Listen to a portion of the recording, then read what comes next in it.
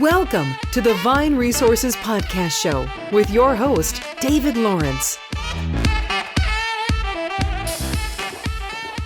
Welcome to another edition of the Vine Resources Podcast Show. Today, I have with me Oliver Prill. Oliver, thank you so much for joining me. Thank you for having me. Well, it's lovely to be in your offices, and Oliver is the CEO of Tide. Oliver's going to share with us, if that's okay with you, for our listeners, a little bit about who Tide are, what the company's all about, please. Of course. So Tide really believes in helping SMEs. Mm-hmm. So we really focus on small businesses that are trying to set out on their journey, right? So effectively, we have at the center a business current account that's really nice and easy to open. We almost have a 1% market share in the UK, so we've got massive adoption of the product. And we really are about making life easier for them. It's about saving them time so they can actually focus on what they love to do, is to run their business, right? Rather than to worry about banking or administration. Fantastic. And you say in terms of your customers, they're across the UK, B2B, small from anything to a certain size? What sort of? So we don't reject anyone that's in business, right? Yeah. So we are basically, we believe to basically serve the sector well, right? We do need to focus on business rather than personal customers. Course. So all of them are businesses. We actually call them members. And we fundamentally believe, there is a market for doing a current account for businesses. Yes. Right? So that's what we always focus on. Fantastic. And you have about 100 employees in the company. And growing, of course, and you've obviously just moved to new premises here in central London as well to see that growth. It's a fabulous office, I have to say, as well, and I love the design. So it's I'm sure everyone enjoys being out, and great coffee too. Thank you I have to add. Right, Oliver, can you share with our listeners what a typical day in the business looks like for you as the CEO? Yeah, so I've been now with Tide for 4 months, so it has changed a little bit, right? So in the beginning, it was all about just really getting to grips with the business. But if you ask me now, really, I try to limit my admin to 1/3 of the day, and I think this is a very important one for leaders, that you don't get bogged down with admin. I try to focus 1/3 about making our leaders in the business succeed. And by which I mean is mainly helping them to remove blockers. We work with OKRs, so rather than micromanaging people, we're trying to set common objectives and run with them. So 1/3 is about enabling them to succeed. And 1/3 is forward-thinking strategy and investor relations. So really thinking ahead, not what we're going to do this month or next month, what we're going to do in the next quarters, next years, right? So that's what I try. So 1/3 strategy, investor relations, 1/3 enabling our leaders to succeed, 1/3 admin. Fantastic. And Oliver, just before we started the broadcast, you told me a little bit about your background. You've obviously got a wealth of experience in the industry, in business life in general. I'm just curious, perhaps, who's had an impact on you as a leader, and perhaps if there was anyone who's been a mentor to you and what value they gave to you. So, people usually say there is a single person, and I've been around the block a few times now, so over 20 years in business. So I would say many people over the years shaped me. I have to say I'm at the moment with Jeff Bezos, right? What I like about him is sort of his relentless focus on the customer, right? Which I think in the long run is the way to succeed in business. So he's currently shaping a lot of my thinking. I don't like everything they do, but I think there's a lot to be learned. Also an interesting platform strategy, which has similarities to us. But really, I have to be honest, there have been a great many mentors throughout my career. Also people that I've actually worked with, and it's probably too long to list them here, but I'm hugely grateful. I think that's how we all learn, by having mentors all the time. Absolutely, and a great mentor too. Tell me a little bit about your view on employee engagement, because obviously that's really important to the success of companies, and it's also perhaps changed dramatically from 10 years ago, maybe even 5 years ago, or even 2 years ago. I'm curious what you do from the top to keep your employees engaged. So I couldn't agree more, right? Employee engagement, the culture of the company is extremely important. You said things have changed. I think with the millennial generation, people are more conscious about it, but I would have argued for a very, very long time, good companies. I started my career at McKinsey. We always focused, the partners there focused very strongly on engagement at all levels, right? And I think fundamentally what we're trying to do at Tide is first and foremost work on keeping our culture. We've got a great culture. However, as we're growing very quickly, it's very, very important that we onboard people into these cultures. We all have the same language.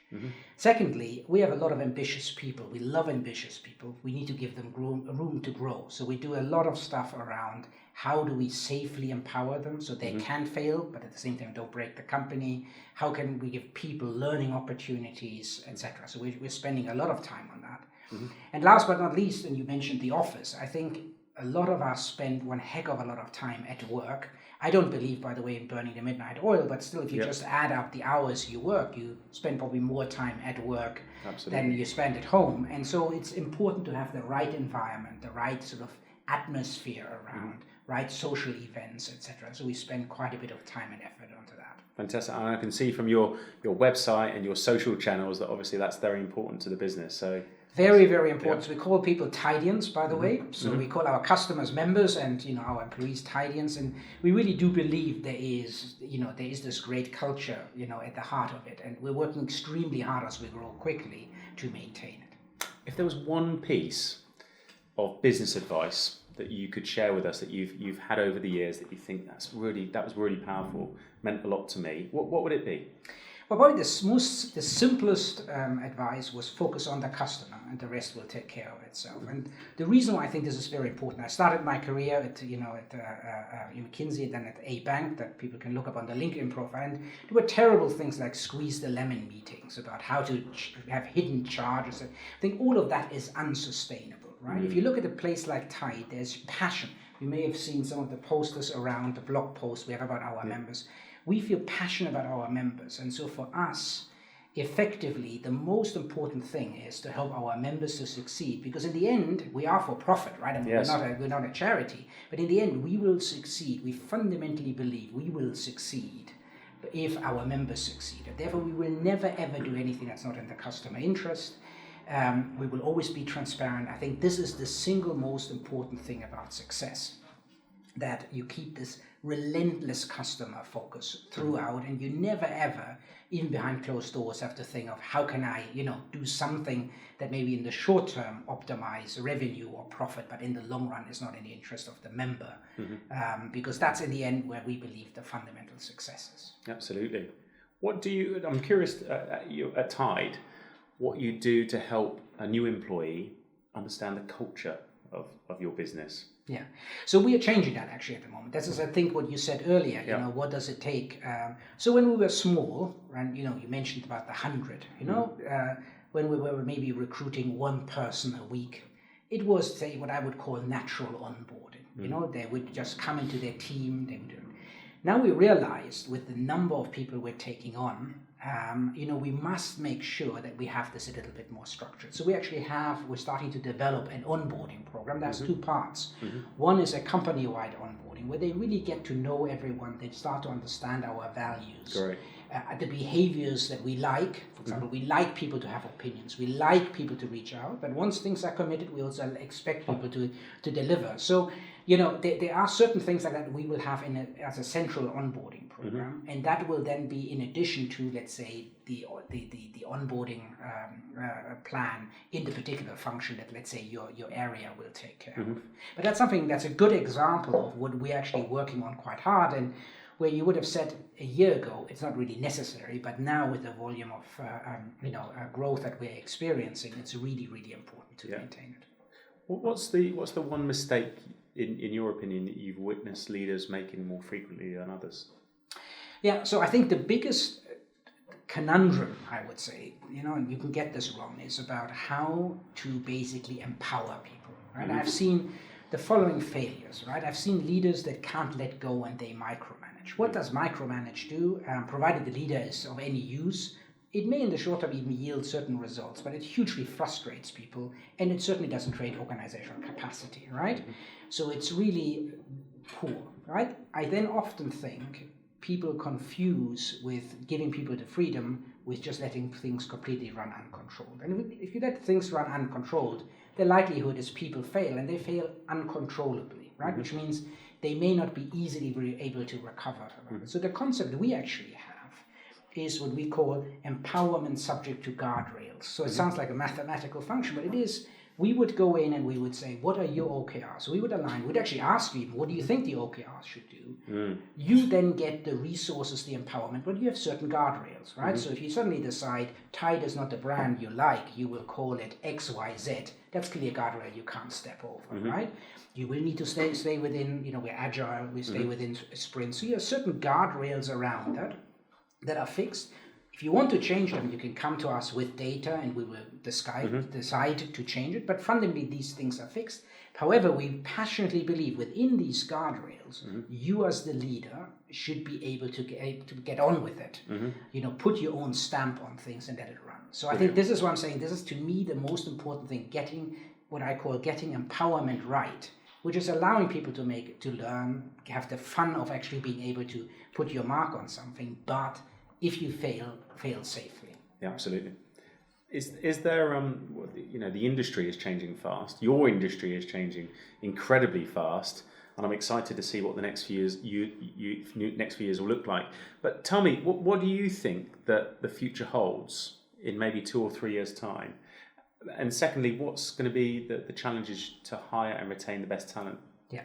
So for us at Tide, in terms of the future is, we are experiencing enormous growth, right? We will want to sustain that, both here in the UK, we will go abroad, we will broaden the product proposition. So you want to put this back to what it means for our employees and our leaders. It means, we have to scale the organization, which means we need to, beyond the C-level, have a leadership group that's much, much broader. And we're really working hard at attracting the greatest talent there and to allowing people within the organization to grow. Within it, we need to find the right balances of structures that are necessary when we have hundreds of people, right? But without wanting to become bureaucratic. So it's really about retaining as much as possible of the culture that we have, developing sensible structures and processes and leadership groups, to basically make sure we can be as much of the Tide that we are today when we are 5 to 10 times the size. Fantastic. What final question is, if you had your time again and were given your 20-year-old self advice, what's the one thing that you would now say to yourself?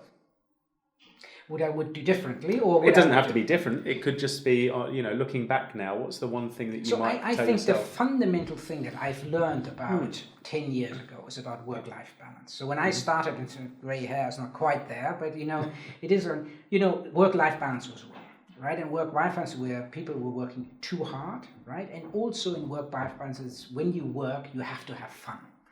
And so I tried to combine this, and that's actually one of the reasons why I left traditional banking. I said, I need to find the right work-life balance. I probably work the same hours now, but I'm having a lot more fun. So whatever you do is make sure you have the balance that works for you, and make sure when you spend time at work, and most of our jobs will involve a lot of working time, is make sure you fundamentally enjoy it. Otherwise, life is too short. Even though we're all getting older, life is just too short for it. I couldn't agree more with that. Oliver, thank you so much for sharing your insights with us today. What's the best way if people want to connect with you, find out more about Tide? How can they do that? Yeah. So a couple of things. One is I'm always happy for people to connect with me on LinkedIn. One of the privilege of running a place like Tide is that we have a lot of inbound traffic. So I cannot do that, but by all means do reach out. Otherwise, we do have a lot of leaders in the business that can be found on LinkedIn. They would all be happy for people to connect. There's a lot of information on Tide. And I would definitely encourage anyone, in particular in the product or tech universe, to just speculatively reach out to us. We have a lot of really, really exciting positions running. And we're always grateful for people to contact us. Fantastic. And if you are connecting with Oliver, I'd just suggest that if you're listening to this, do personalise your LinkedIn connection. Tell him you heard his podcast. Tell him you heard the show, and perhaps he'll get in touch with you. Thanks, Oliver, for your time. Absolutely. Thank you very much for your time. No problem. We really hope you enjoyed our podcast. If you're listening to this on iTunes, please take a moment to give us a review. 4 stars would be good, but 5 stars would be amazing.